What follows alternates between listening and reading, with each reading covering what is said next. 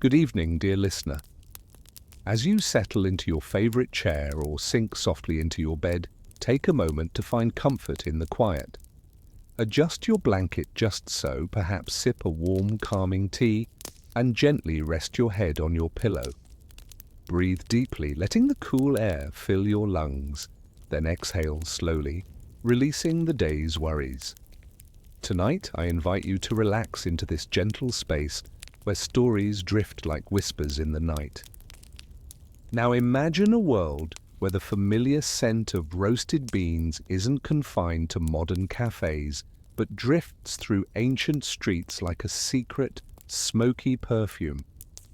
A place where the bustling chaos of a marketplace blends with the quiet hum of something new. A small, mysterious haven that promises comfort amid the chaos. Think of it as a shadowy corner where the flicker of oil lamps casts dancing patterns over curious faces, all seeking a moment of warmth and familiarity.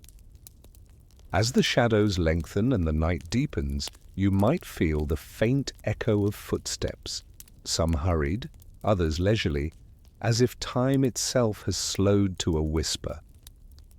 Perhaps you hear the distant murmur of voices like a gentle hum of a distant city, blending with the rustling of leaves and the soft, almost hypnotic clink of cups.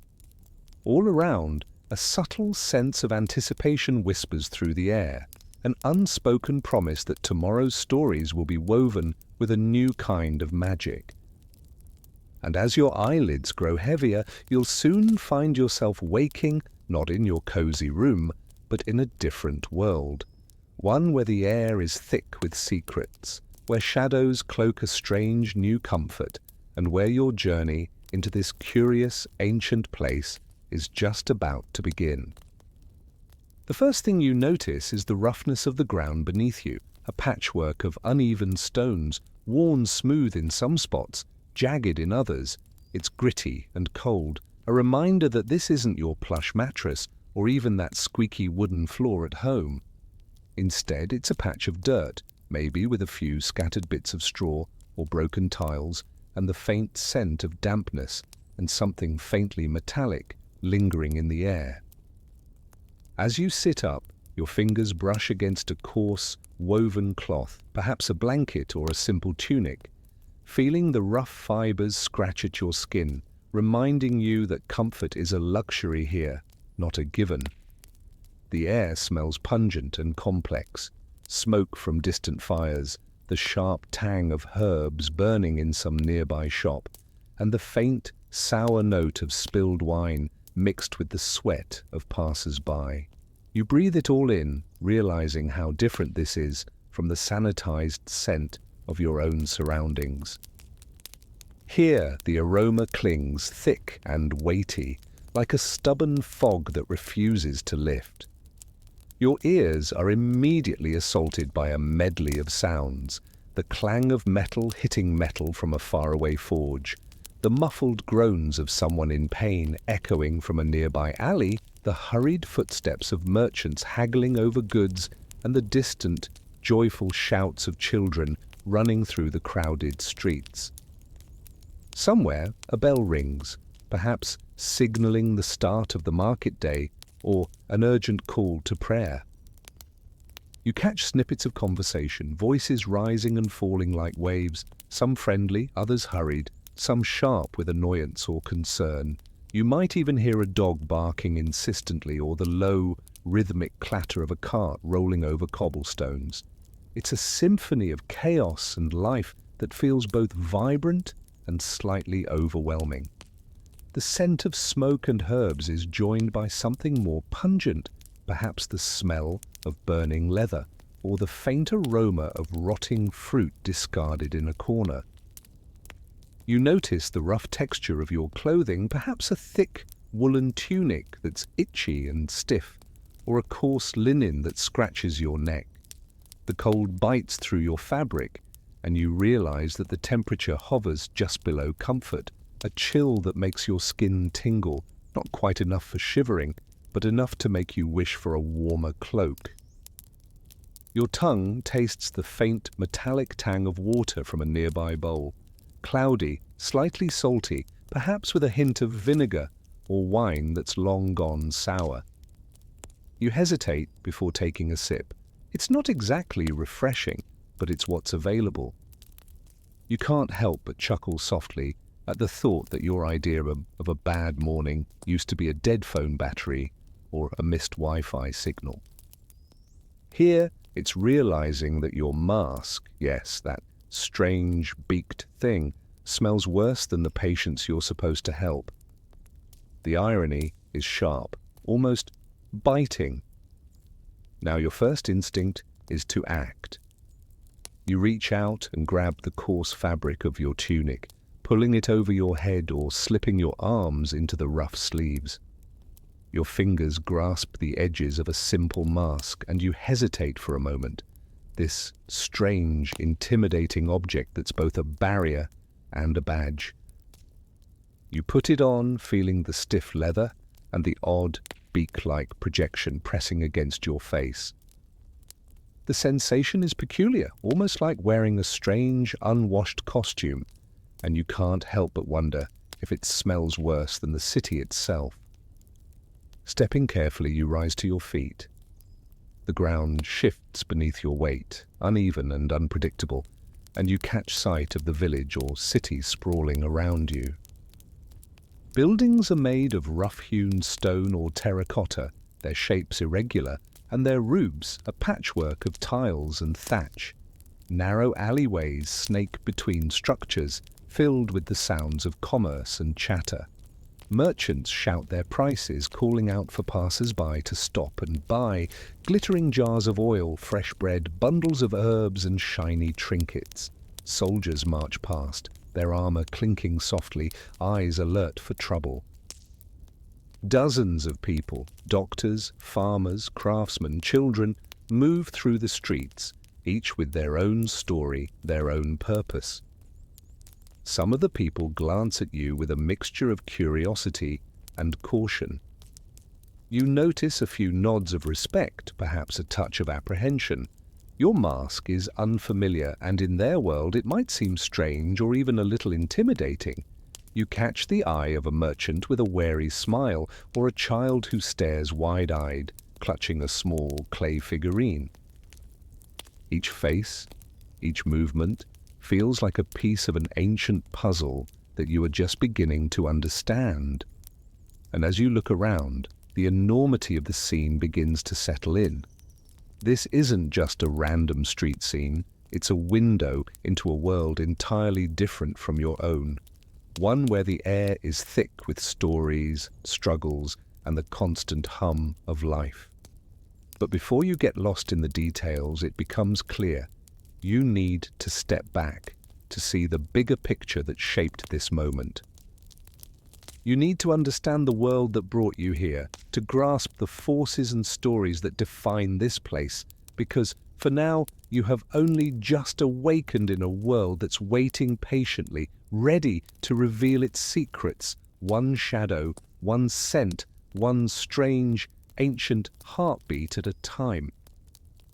You find yourself living in a time where the world is a tapestry woven with the threads of ancient glory and relentless change, a place where the echo of footsteps on cobblestones might belong to a senator, a soldier, or a merchant haggling over the price of olives. It's the early 2nd century AD, an era when the Roman Empire at its height stretches across vast lands, from the sun-drenched coasts of Hispania to the lush banks of the Nile. The city you wake up in is a marvel of engineering, a sprawling mosaic of stone and marble where aqueducts carve graceful arcs through the sky and colonnaded forums buzz with the chatter of politics and commerce. Yet, beneath this grandeur, lies a society as layered and complex as the mosaics adorning the villas. In this world, social standing is everything. Nobles lounge in their luxurious villas adorned with mosaics and fountains, while the vast majority of people are busy with the humble, often grueling tasks that keep the empire running. The plebeians, the common folk, toil in the fields, carry loads of grain, or work in the bustling markets, where the noise is louder than a modern shopping mall on Black Friday, only with more chickens and fewer checkout lines. The craftsmen hammer away in their workshops, their hands stained with dye or soot, creating everything from fine glassware to sturdy pottery. Meanwhile, the aristocrats with their toga-clad airs pull the strings of power, sitting in Senate chambers or hosting lavish dinners that could make a modern banquet look modest by comparison. And speaking of power, the rulers are as unpredictable as the weather, sometimes generous, often aloof, and occasionally as ruthless as a gladiator in the Colosseum. The emperor's word is law, but the real power often lies with the senators, wealthy landowners, or ambitious generals who navigate this intricate web of alliances and betrayals. The lower classes survive on the edge of luck, sometimes a good crop, sometimes a sudden sickness that sweeps through the city like an uninvited guest. It's a world where a simple rumor could topple a politician, or a sudden invasion from barbarian tribes could turn everything upside down overnight. Now imagine the environment beyond the city walls. The streets are a chaotic symphony of sights and smells, markets so noisy that they make your favorite shopping mall seem quiet, filled with shouting vendors, hawking everything from fresh fish that still wiggles to brightly dyed fabrics that shimmer in the sunlight. The roads are muddy and uneven, often clogged with carts and animals, their wheels squeaking and creaking like a tired old horse. The countryside is a patchwork of fields and vineyards, where farmers work from dawn to dusk, and the occasional herd of sheep or goats meanders through the landscape like a slow-moving parade. In the distance, you might hear the faint tolling of bells from distant temples or the rhythmic pounding of blacksmiths shaping iron. The pace of life here is relentless yet oddly ritualistic. People wake up at dawn when the rooster's crow is louder than a modern alarm clock, except they don't have alarms, only the natural cues of sunrise and the call of the town crier. Your day might start with you heading to the bathhouse, though taking a bath was almost suspiciously social, like announcing to everyone that you had something to hide. Instead, many would simply wash their face with a rag and a dash of water, trying to scrub off the dust and sweat of yesterday without attracting too much attention. Work, whether in the fields, the forge, or the marketplace, is repetitive but vital, and the rhythm of life follows the cycle of seasons, festivals, and religious observances. Religion and superstition fill every corner of daily life here. Temples dedicated to gods like Jupiter or Venus are not only places of worship but social hubs where offerings are made and omens are read with the seriousness of a modern weather forecast. People believe that the gods are watching, often with a mixture of reverence and fear, and that their whims can influence everything from the outcome of a battle to the success of a new business venture. Superstitions are woven into the fabric of society. Some believe carrying a handful of onions warded off the plague, while others swore that sniffing flowers soaked in vinegar kept evil spirits at bay.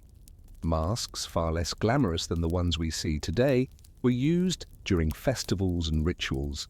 Leather beaks stuffed with herbs, designed to keep the bad air away or perhaps just to give everyone a good scare. And then there's the political scene, an intricate dance of emperors, senators, and legates, each vying for influence while the ordinary citizen remains caught in the crossfire. The empire is a vast machine, fueled by conquest, diplomacy, and sometimes outright chaos. Wars are fought not just on distant borders, but also within the city walls, where factions plot over wine and political favors. The empire's culture is a blend of strength and superstition, ambition and superstition, with religion often tangled in the political fabric.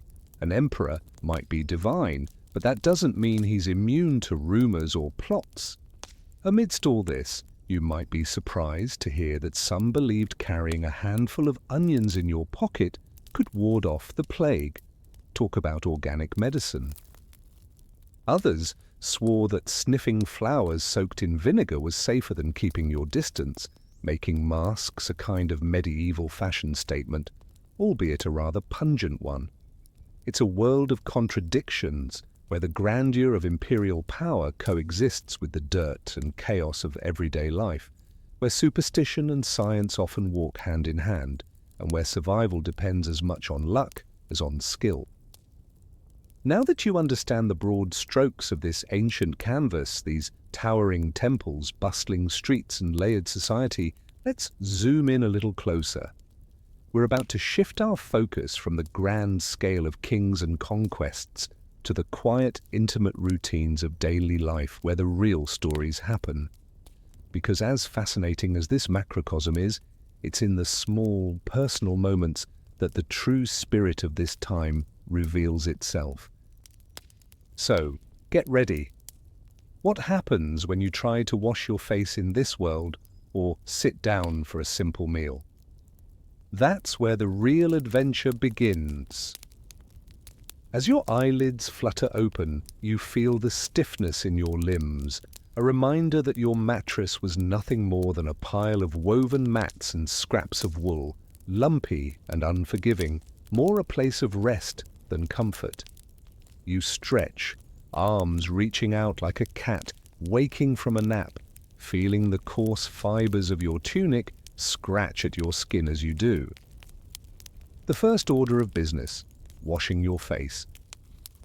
You reach for a wooden basin, smooth but not polished, its surface rough and splintered in places, and dip your hands into the cool water, which is stored in a large, hand-thrown jar beside it. The water is surprisingly fresh, or at least as fresh as it gets around here, perhaps a bit cloudy, with tiny bits of sediment floating lazily like tiny ships drifting in a calm sea. You splash some onto your face, feeling the shock of cold against your skin, a sensation both bracing and invigorating, like a slap from an uninvited but necessary friend. You wipe your face with a coarse linen cloth, rougher than any towel you've known, more of a scrub than a gentle wipe, and grimace at the prickly sensation against your cheeks. Modern soap? Forget it. Here, survival is splashing some water and hoping the smell of yesterday's sweat doesn't offend the neighbors, or worse, alert the local healer that you're not feeling well. In this world, personal hygiene isn't about luxury or beauty. It's an act of necessity mixed with a dash of superstition. Many believe that bathing in hot water or taking a full wash is suspicious, almost like announcing to the gods and everyone else that you're hiding something, or worse, that you're planning to do something shady. Instead, you rely on a series of simple rituals: rinsing your face, rinsing your hands, maybe a quick splash of vinegar, or some herbs soaked in water to mask the stench of sweat and dirt. Aromatic herbs, rosemary, thyme, or the ever-ubiquitous sage, are burned or sprinkled around the house, their smoky tendrils curling up like tiny spirits trying to purify the space. Some even hang sprigs of dried herbs in doorways, believing they ward off illness or evil spirits. You might chuckle at the thought. Your modern idea of a 10-step skincare routine is replaced here by a quick splash and a prayer to the household gods, hoping that the smell doesn't scare off the neighbors or attract unwanted attention from the local healer. Your home is simple: walls made of sun-baked bricks or wattle and daub, darkened by years of smoke and dust. The furniture is functional, not decorative: a rough wooden table, a few benches, and perhaps a small chest for your belongings. The floor is uneven, made of packed earth or rickety wooden planks that creak underfoot, especially when the house settles in the cool of the early morning. The smell of burning wood wafts in from the hearth, where a small fire crackles and pops, sending tendrils of smoke curling upward. Utensils are made from clay or animal hide, their surfaces rough and uneven, each one telling a story of daily use and simple craftsmanship. You notice the faint sizzle of fat dripping into the fire, the occasional clang of a pot being moved, and the distant murmur of animals, perhaps a goat bleating outside or a dog snoring in the corner. Clothes hang on a line, rough woolen tunics, linen shirts and heavy skirts, each fabric coarse and stiff, designed more for durability than comfort. You run your hand along the fabric and feel the rough texture, like hugging a hedgehog rather than slipping into a soft, modern cotton shirt. Your skin reacts to the roughness, itching, prickling, a reminder that here, the idea of feeling cozy is more a matter of endurance than pampering. Now it's time for breakfast, an affair that might make your morning coffee seem like a luxury. You turn to a simple table where a loaf of hardened bread sits next to a small piece of aged cheese, both looking like relics of a bygone era.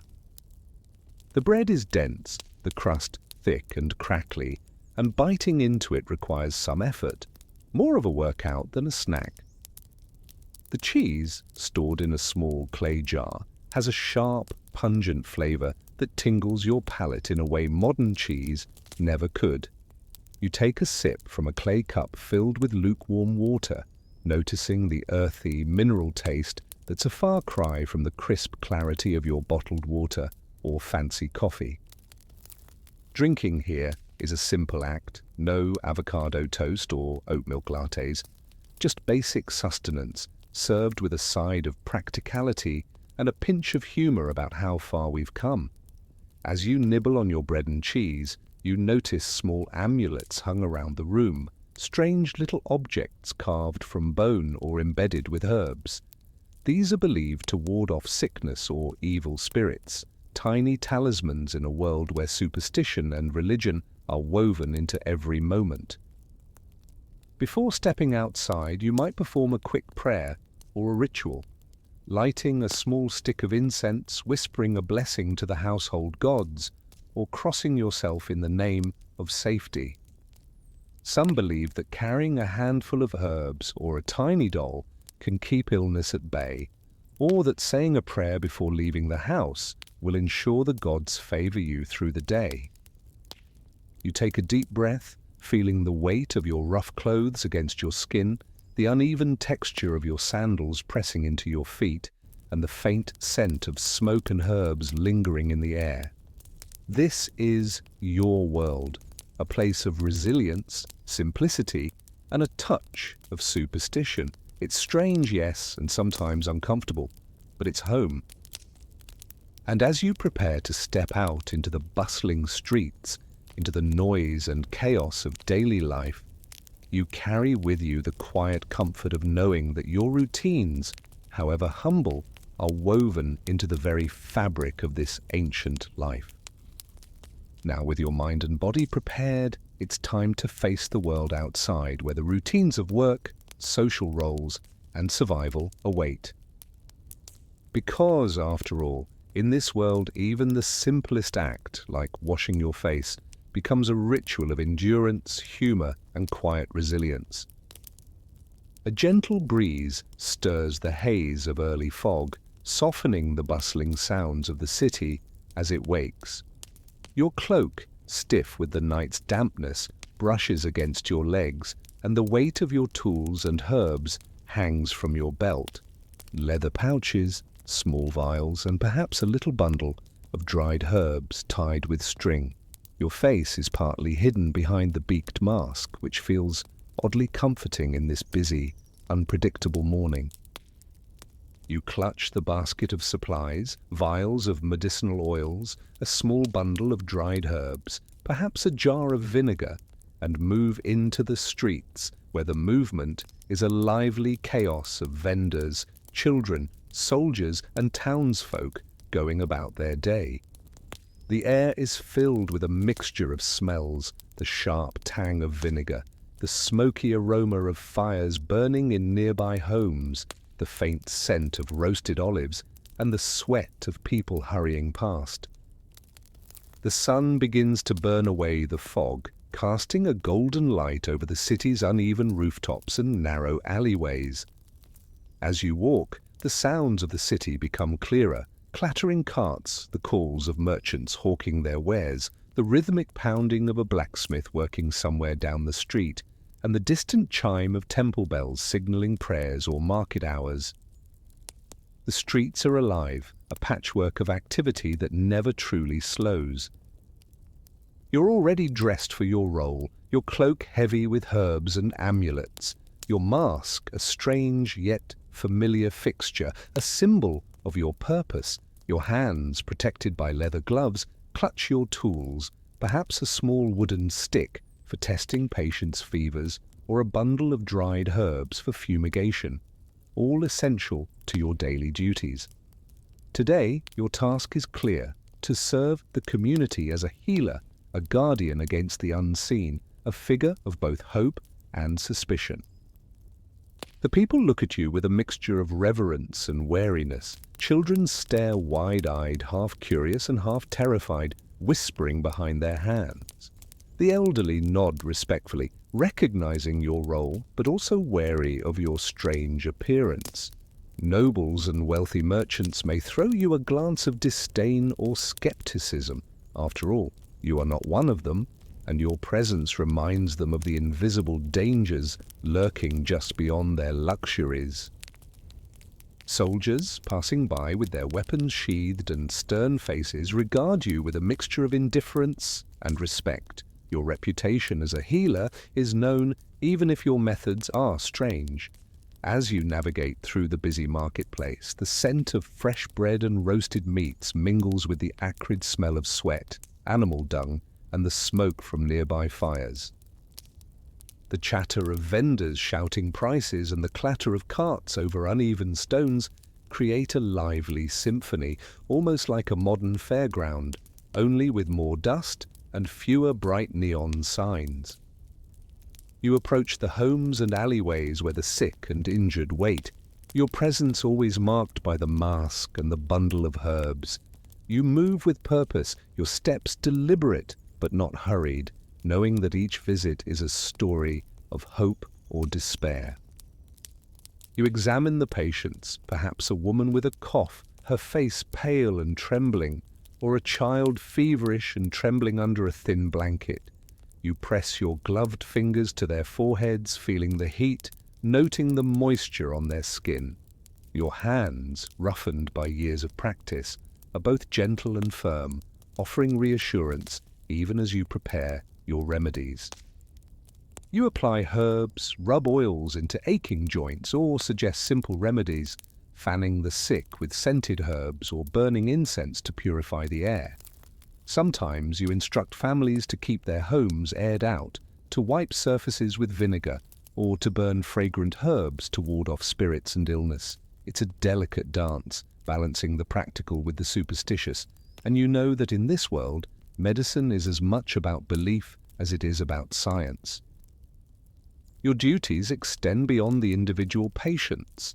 You visit the homes of the most vulnerable, those too poor or too sick to come to the marketplace, and you check on the community's health. You might burn a few herbs in the street to purify the air, or perform a small prayer, crossing yourself or invoking the gods of health and healing. The act feels oddly comforting, a reminder that your role is woven into the fabric of daily life, an ongoing ritual of care and protection. As you move through the city, you observe the rhythm of life. Children playing in the dirt, soldiers training on open fields, priests preparing for a procession, farmers bringing their harvest.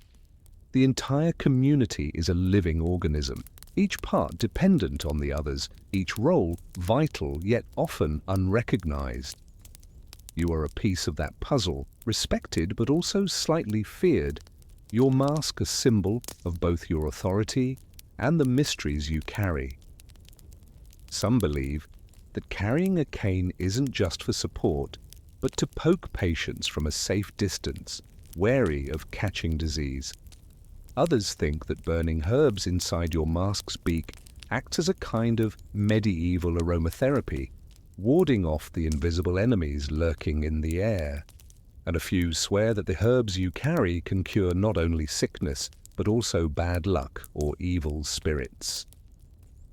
Behind every busy market stall, every hurried prayer, and every wary glance, there's a deeper layer, an undercurrent of anxiety about unseen dangers and the unseen hand of fate. The community moves with a rhythm dictated by the gods, superstition, and necessity, a complex dance of faith and fear, all woven into the daily routines.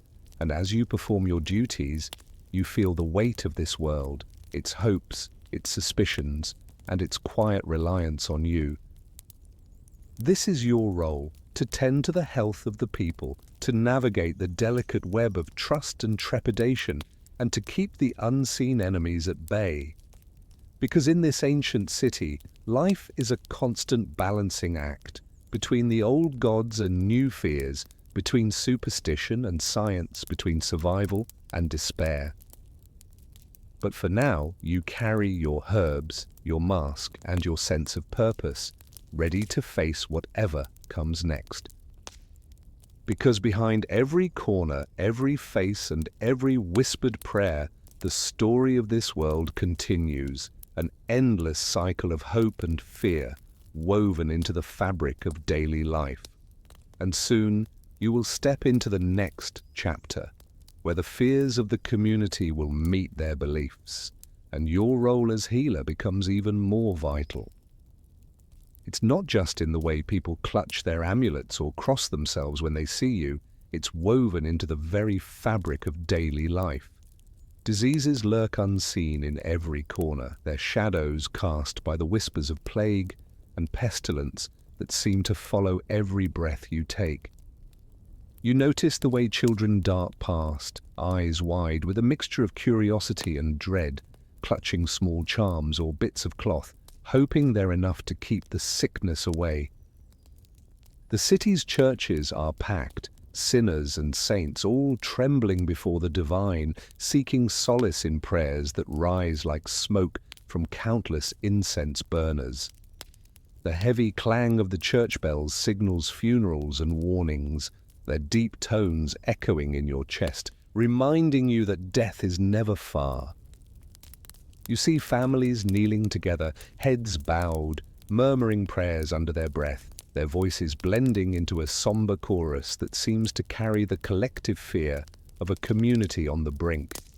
Today you might scroll through your phone or scroll through TikTok for a moment of distraction.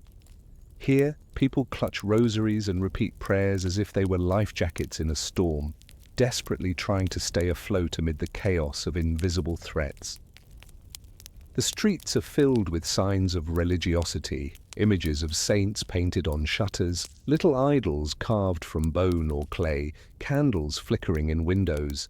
People cross themselves before entering a marketplace, whispering prayers against the miasma, the supposed noxious air that spreads disease, believed to be a corrupt, rotten vapor that rots the body from within. In this world, superstitions are as common as bread and wine. You see amulets hanging from necks carved with symbols, eyes to ward off evil, spirals to trap spirits, herbs tied with red string to keep away the evil eye. Some carry small bags of dried herbs, believing that their scent can drive away the spirits of illness. Others burn strange mixtures of herbs and spices, their smoky aroma seeping into the streets, an aromatic version of modern essential oils, but with a higher chance of accidental poisoning, especially if you're not quite sure what you're burning. You notice that some believe that whipping themselves in the streets, flagellating their backs until they bleed, is a way to earn divine mercy, an ancient form of spiritual self-flagellation that might make you wonder if they're trying to beat the sickness out of themselves or just attract some divine attention.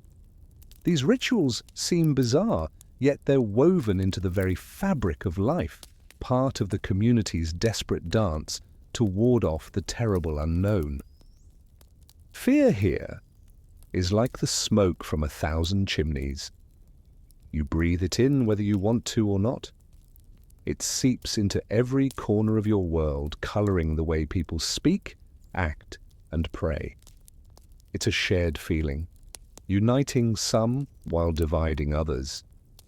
Those who trust in the gods and those who believe the danger is only superstition. The fear of the plague is a unifying force, yet it also fuels suspicion. Accusations fly like arrows, blaming witches, heretics, or anyone who looks different. Whole neighborhoods turn against each other when someone falls ill, and mobs can form in an instant, fierce and frenzied, dragging suspected witches from their homes, some convinced that they are the source of contamination, while others simply trying to survive. The community is always in a state of alert, eyes scanning for signs of sickness, ears listening for coughs or whispers about someone's strange behavior. People are quick to point fingers, quick to pray, and quick to believe that divine punishment is the only explanation for so much suffering. You, as a healer or a doctor of sorts, find yourself caught in this web of fear and faith. To some, you are a divine instrument, a conduit of blessing or curse, depending on the day's mood. To others, you're a suspicious figure, a necessary evil perhaps, a healer who might also be a witch's accomplice, or worse, a bearer of the deadly miasma. Eyes follow you as you move through the crowded streets and shadowed alleys. Whispered prayers follow your steps, and children hide behind their mothers when they see the strange mask covering your face. When you approach a household, you can feel the collective breath held in anticipation or dread. The sick look at you with a mixture of hope and suspicion, unsure whether your herbs and prayers will save them or hasten their demise. Some believe that carrying a dead toad in your pocket wards off the plague, an odd talisman that sounds like medieval herbalism mixed with a dash of the bizarre. Others think that whipping yourself in the street will earn you divine mercy, an act that's as much about showing your piety as it is about confronting your fears head-on. The community's collective fears are like a tangled web, some holding on to faith, others clutching at superstitions, all trying to make sense of a world where death can strike at any moment. You see it in the way people clutch their amulets, whisper prayers in secret, and avoid certain streets at night. Every noxious breeze and every cough becomes a sign, either from the gods or the spirits, that something unseen and terrible is lurking nearby. Yet even amidst this fog of fear, life continues. People still gather for festivals, processions winding through the city, candles flickering in the dark as monks chant prayers, incense filling the air with its heavy, sweet scent. The fear unites and divides, shaping every gesture, every prayer, every ritual. And you, whether healer, priest, or just a witness, are caught in the middle of it all. Because beyond the superstitions and divine warnings, there are bonds that keep this fragile world moving. Shared hopes, whispered fears, and the unbreakable belief that somehow the gods are watching. And maybe, just maybe, they are listening. But even as you stand in the midst of these ancient fears, you sense that behind every prayer, every charm, and every act of devotion, there's a question lingering. How do we truly keep the darkness at bay? And as you prepare to step further into this world of beliefs and fears, you realize that understanding what people hold sacred, what they fear most, will be the key to navigating their world, and perhaps to finding your place in it. You notice how, despite the shadows of fear and the harshness of life in this ancient city, people cling to each other with a quiet, stubborn strength. It's as if, in the face of unseen dangers, whether disease, hunger, or divine wrath, they find solace not just in prayer or charms, but in the simple act of leaning on a neighbor, sharing a loaf of bread, or exchanging a knowing look. You see how families, sprawling and chaotic, form a web of support and obligation.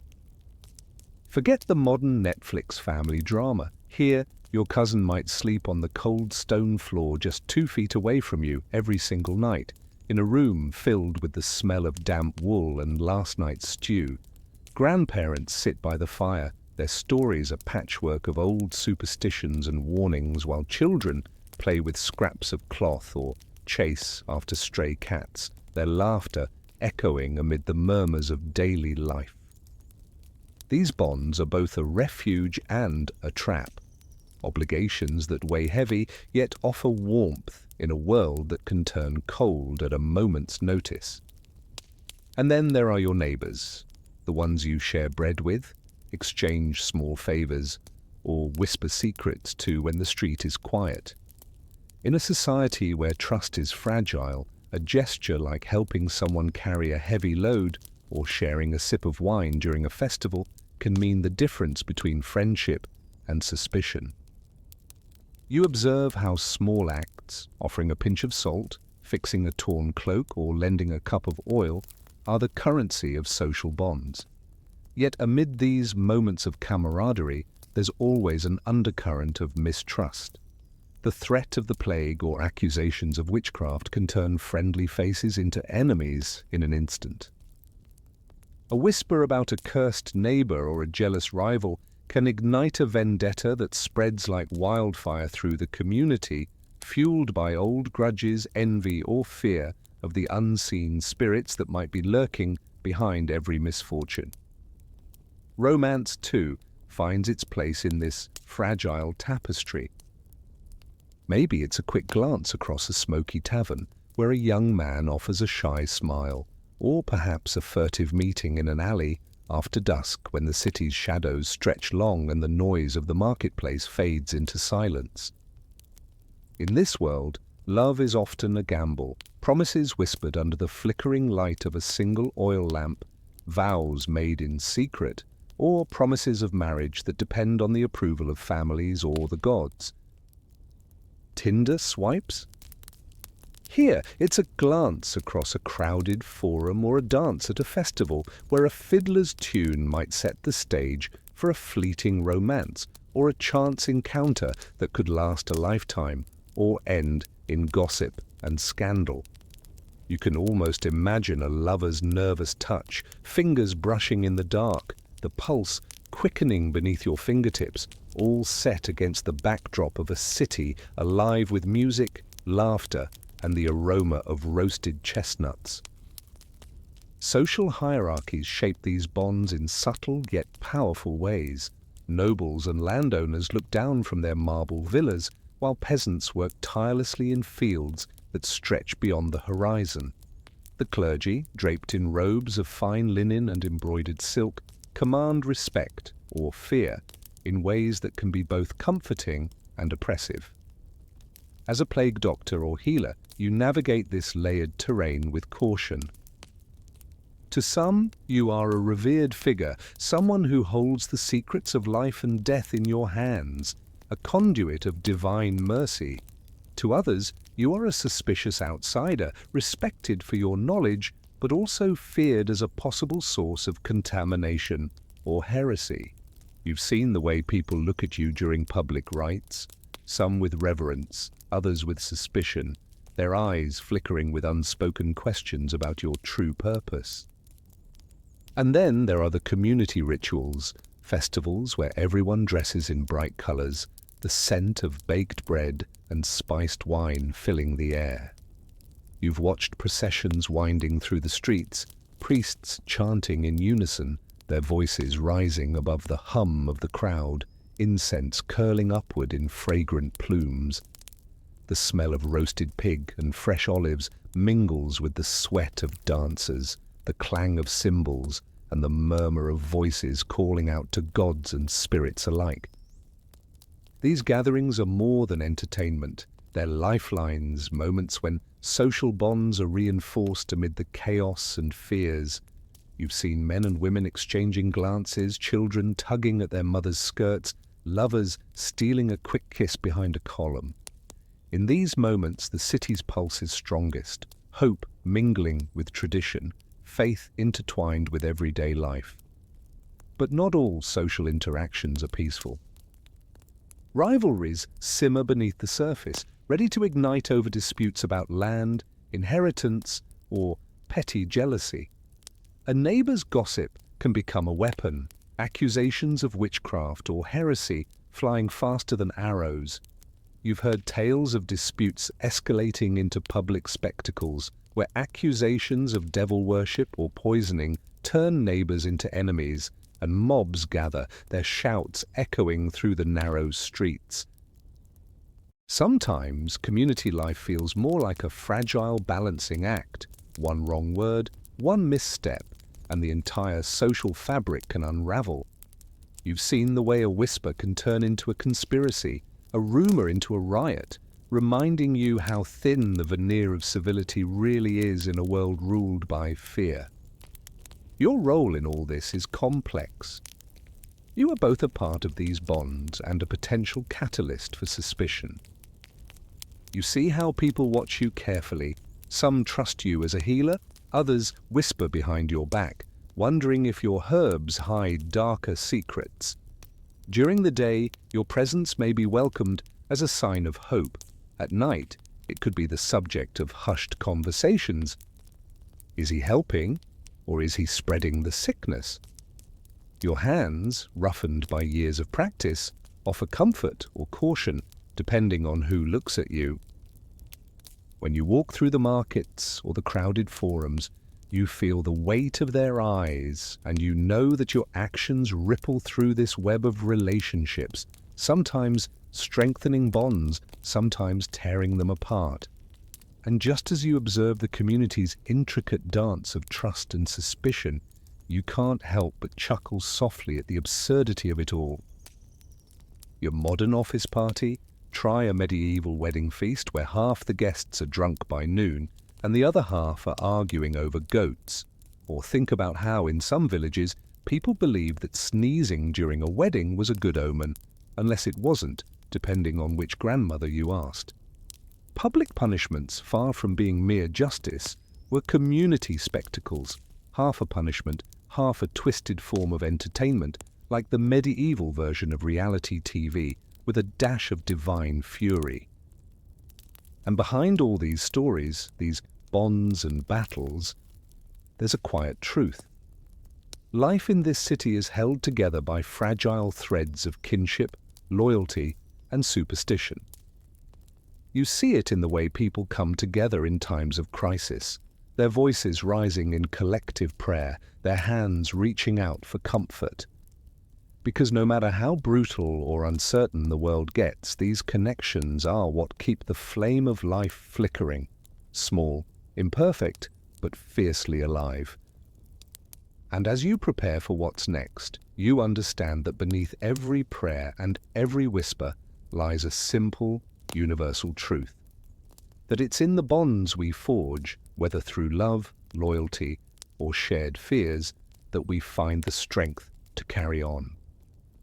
The light filtering through small, narrow windows casts a warm, uneven glow, faintly flickering as if the shadows themselves are reluctant to leave.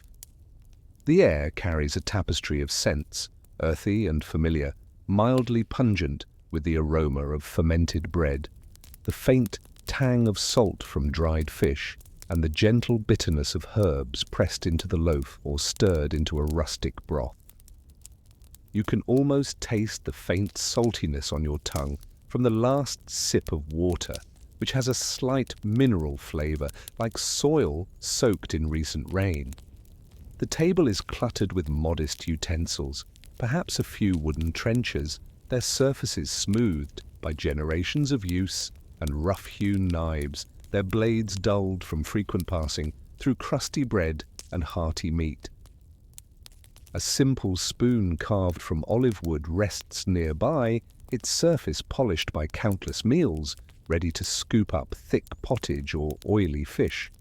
Your hands, roughened by labor and years of practice, instinctively reach for a piece of coarse bread, tearing into it with a satisfying crunch that echoes softly in the quiet room. The bread's crust is golden and firm, giving way to a crumbly interior that's dense enough to hold a smear of cheese or a dab of honey, if you're fortunate enough to have them.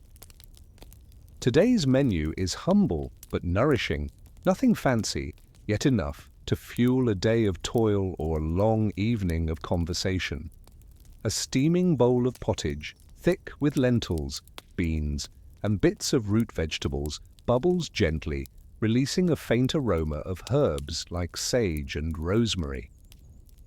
A piece of dried, salted fish lies beside it, a staple on days when fresh meat is scarce, its salty, smoky scent mingling with the earthy undertones of the stew. Hard, coarse bread made from wheat or perhaps barley sits nearby, its surface cracked and dusted with flour. A small wedge of aged cheese, firm and crumbly, offers a salty, tangy counterpoint.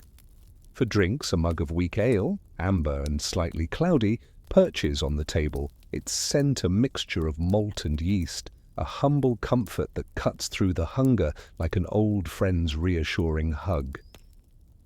In contrast, the table of the wealthy, if you could call it that, would be set with fine ceramics, silver goblets, and dishes of roasted meats glazed with honey and sprinkled with exotic spices like cinnamon or pepper. Fruits imported from distant lands, figs, dates, or pomegranates, would be artfully arranged, their bright colors contrasting with the dark, rich wines poured generously into carved goblets. But here, in this modest space, you settle for the basics, knowing that sustenance is a quiet act of rebellion against the harshness outside these walls. Before you begin to eat, a small ritual unfolds, a moment of quiet respect for the food and the company. You might murmur a simple prayer, giving thanks to the gods for this modest bounty, or perhaps silently offer a blessing, crossing yourself or bowing your head briefly. Washing your hands is a ritual in itself. Cracked clay basin, cold water, and rough linen cloth. An act that connects you to the routines of generations past, where hygiene was more about tradition than science. The order of serving reflects the social fabric. The host or the eldest begins, offering the first morsel to the gods or ancestors, then passing the food around with a measured grace that emphasizes the importance of shared sustenance. Portions are measured, small, deliberate bites, for gluttony is frowned upon, and restraint is a mark of civility, even amid scarcity.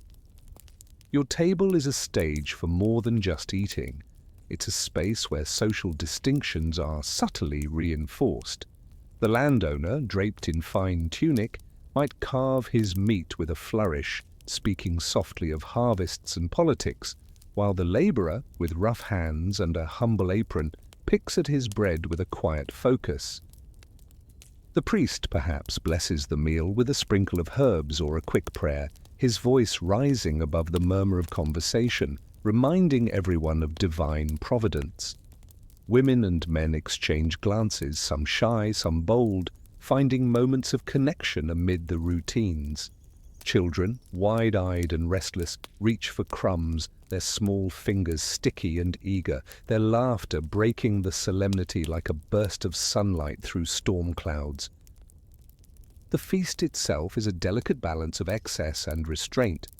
On special days, the table might groan beneath the weight of roasted game, pheasants, rabbits, or even a boar, adorned with aromatic herbs and cooked over open flames. Spices are rare and treasured, costly enough to turn a simple dish into a symbol of wealth, and sprinkled sparingly, their scent lingering in the air like a promise of luxury.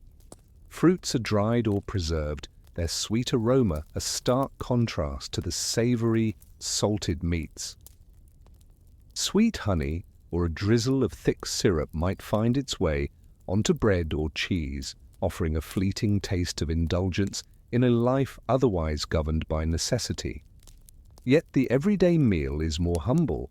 Pulses, grains, vegetables, and dried fish, prepared with care, seasoned with herbs gathered from nearby gardens or foraged from the wild. The act of eating is both a necessity and a ritual, a reminder that survival depends on the simple act of breaking bread together. The table, despite its modesty, becomes a canvas of social order, a place where status is subtly displayed, finer vessels, more elaborate foods, and the presence of wine signaling wealth, while bread and water mark the everyday. As you eat, the scene shifts outward, through the open door or a window, where the city hums with life. Market vendors shout their prices, fresh bread, ripe olives, fragrant herbs, over the clatter of carts and the voices of passers-by. The smell of baked bread drifts into the streets, mingling with the smoky aroma of fires and the sharp tang of vinegar used to preserve vegetables, the hum of life, the scent of spices and sweat, the clink of cups and the murmur of conversations. All these textures fold into your experience, reminding you that food is more than sustenance. It's a language, a ritual, a silent bond that ties a community together. And after the last crumbs are cleared, the wine finished, and the lamps dimmed, the city breathes a little easier.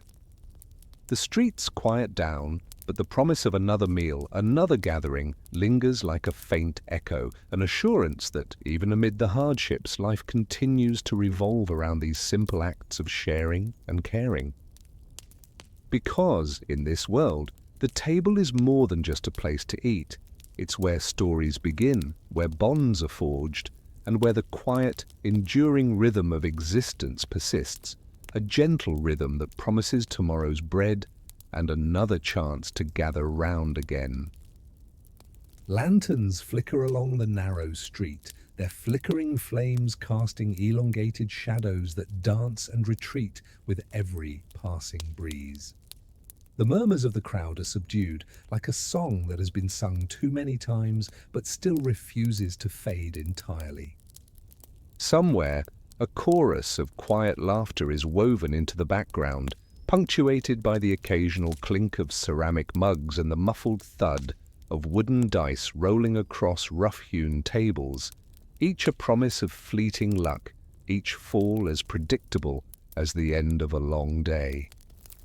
You walk through this tapestry of sounds and smells, your footsteps muffled by a thick layer of sawdust and spilled beer. The tavern door swings open with a groan, revealing a space alive with the pulse of communal life. Inside, the air is thick with dust motes caught in the warm glow of oil lamps. The benches, worn and uneven, cradle patrons who lean into their conversations, their voices rising and falling like gentle waves. On a corner, a group of men plays a game of dice, perhaps a simple game of chance, or maybe a test of wit, each roll of the small bones like a whisper of hope or despair. The dice tumble, clattering softly on the table, a metallic promise that sometimes pays off, sometimes just a reminder of life's unpredictable rhythm, like a boleto that will be paid, or not, come the month's end. Nearby, a musician plucks the strings of a lute, its sound weaving through the crowd, a melody both cheerful and melancholic, inviting even the shyest to tap their feet or sway in place. A Rebecca's mournful cry joins the melody, while a flute's airy notes drift upward, mingling with the scent of burnt wax from candles and the faint heat of the hearth. In this space of shared leisure, people dance in a simple circle, their feet moving in untrained but heartfelt patterns, boots stomping out the beat, sweat mingling with the scent of wool and bread. You might join in or simply watch, your gaze following the rhythm as bodies sway and laughter bubbles up, warm and unrestrained. The night is no stranger to stories told through song and movement. A young couple sways, shyly clasped beneath a banner of scraps and bright cloth, their shadows stretching long and thin. Overhead, the steady knell of church bells echoes from the distant basilica, marking time, reminding you that even amid the joy, the world turns with measured patience, indifferent to the fleeting pleasures of the moment. As darkness deepens, the streets outside come alive with processions, candles flickering like tiny stars, carried by figures cloaked in robes, their faces hidden beneath painted masks or veils of prayer. The scent of beeswax blends with the aroma of herbs and burnt offerings, a perfumed prayer for protection or thanksgiving. Sometimes a sudden hush falls over the crowd, an uneasy pause when a flagellant, cloaked in penitence, passes by, his whip cracking softly, a stark reminder of the fragility beneath the celebration. Curious onlookers gather at a respectful distance, eyes fixed on the ritual, an act of devotion or a spectacle of fear. The community's collective heartbeat is palpable in these moments, a dance of faith and superstition intertwined with the shadows of the night. In the corner of the square, a group of actors performs a moral tale, clumsy costumes, exaggerated gestures, and a moral lesson that echoes through the silence and the laughter alike. Their simple masks hide more than faces. They embody the virtues and vices of a society caught between celebration and caution. The play is neither grand nor polished, but it hums with the energy of collective storytelling, a reflection of life's endless cycle of chance, morality, and memory. Outside, the air is thick with the scent of Sarah Quente and herbs, smoke curling upward, mingling with the cool night breeze. The faint aroma of fermented grain still lingers on your tongue, a reminder that even in moments of joy, there is always a grain of the everyday, an echo of the routine that sustains and shadows these festivities. You observe the faces illuminated by candlelight, some eager, some contemplative, knowing that beneath this veneer of revelry, the city breathes a quiet understanding. All these moments, fleeting as they are woven into the fabric of life itself. When the last note of music fades and the lanterns dim, a distant bell responds, a reminder that every celebration bears its shadow. The city, alive and restless, whispers that all things, birth, joy, and death, are part of the same unending song. And as you turn away, the streets still hum with the promise that tomorrow, life will begin again. Another dance, another story, another cycle that begins and ends, intertwined like the threads of a fabric too intricate to unravel. The first cry, sharp and high, rings like a tiny bell, a minuscule call that echoes into the silence, reminding you that life's delicate thread has just been woven anew. The mother's breath is shallow, her face a mixture of relief and cautious hope, while a whispered prayer drifts from her lips, a silent acknowledgement of the fragile gift she has been entrusted with. Outside, the sun filters through small windows, casting a warm glow that dances upon the simple clay vessel of water and the rough cloth wrapped around the newborn. The world holds its breath, knowing that this small, trembling being will grow, love, and someday part. But now, in this moment, there is only the quiet miracle of beginnings, each tiny heartbeat a promise whispered beneath the hum of distant city life. Later, beneath the shade of a gnarled fig tree, the community gathers to witness a sacred promise, a union sealed with a simple blessing. The couple's hands, rough and eager, are joined with a strip of woven fabric, a symbol of their bond, while a handful of salt and a piece of bread are laid before them as tokens of sustenance and persistence. The music, a few plucked strings and a brief, gentle melody, fills the air, soft and fleeting like a breath of spring. The witnesses, neighbors whose faces are familiar and kind, smile quietly, their presence a silent testament that life continues through shared vows and collective hope. The entire scene is humble yet profound, a reminder that the human heart, in its wildest moments, seeks connection, stability, and a quiet promise that life will carry on, no matter how fleeting each breath. In the workshop of memory and tradition, the passing of craft is a silent, steady current. The elder's hands, wrinkled and steady, touch a worn tool, perhaps a knife or a small carving stick, passing knowledge from one generation to the next. The object, whether a simple wooden box or a clay vessel, bears the faint marks of countless stories, each scratch and groove a testament to years of use and care. Around the hearth, a weathered bench bears the weight of stories told in quiet moments, advice about crops, tales of ancestors, the soft echo of lullabies.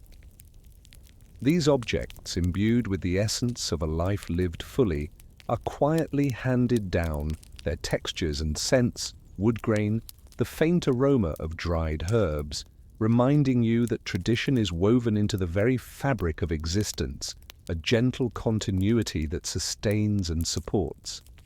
But life's rhythm is not only woven from moments of joy and promise. The shadow of illness or loss often looms, a reminder of the inevitable. You stand beside the simple bed, the weight of sorrow pressed into the space, an unadorned cloth, the faint scent of herbs meant to soothe, the unction of oil, the murmured prayers, sometimes hurried, sometimes reverent, are your silent offerings. When the plague's dark hand reaches out, the rituals become sparse, hurried. Fewer prayers, fewer rites, as the weight of grief presses down. The silence is heavy, filled with the unspoken acknowledgement that some journeys end quietly, in the stillness of a shared breath. If you are the healer, your touch is gentle but firm, your presence a steady anchor in the storm of despair, knowing that even in this, there is dignity, an act of love that refuses to abandon hope entirely. And then, the final act, the slow, solemn farewell. The bell tolls deep and mournful, its sound a heavy thread, threading through the city's heartbeat. A short procession moves through the streets, shadows flickering against the stone, toward a simple grave, perhaps a collective resting place for those lost to plague or hardship. Candelabra drip with wax, droplets pooling like tears on the cold dirt. The scent of Sarah Quente and earth rises around you, subtle and persistent. Names are softly spoken, prayers murmured in unison as the soil is pressed in gentle layers, covering memories and stories. In times of crisis, the community might gather in shared sorrow, their voices rising in a quiet chorus, an affirmation that life, no matter how brief, leaves an imprint. Perhaps a single candle remains lit at a shrine, a fragile reminder that even amid the darkness, remembrance persists, tender and enduring. Through all these cycles, birth, union, death, the universe whispers a truth woven deeply into the fabric of human existence, that life is a delicate, fleeting gift, a sacred dance of moments that begin and end, like the sun rising and setting beyond the city walls. Each bread broken, each prayer whispered, each farewell spoken is part of a larger, eternal rhythm. The beauty lies not only in the moments of celebration, but also in their gentle fading. Like a candle's flame dwindling, its glow slowly softening into darkness. You close your eyes now, listening to the quiet hum of the city breathing around you. The night's stillness settles like a soft blanket, and in that calm, you find your own place within the endless quiet cycle, knowing that, in the end, everything returns to the earth, to the stars, to the soft, steady pulse of life itself. And as the darkness deepens, you drift into sleep, comforted by the understanding that every beginning is paired with an end, each one a quiet note in the eternal song that sustains us all.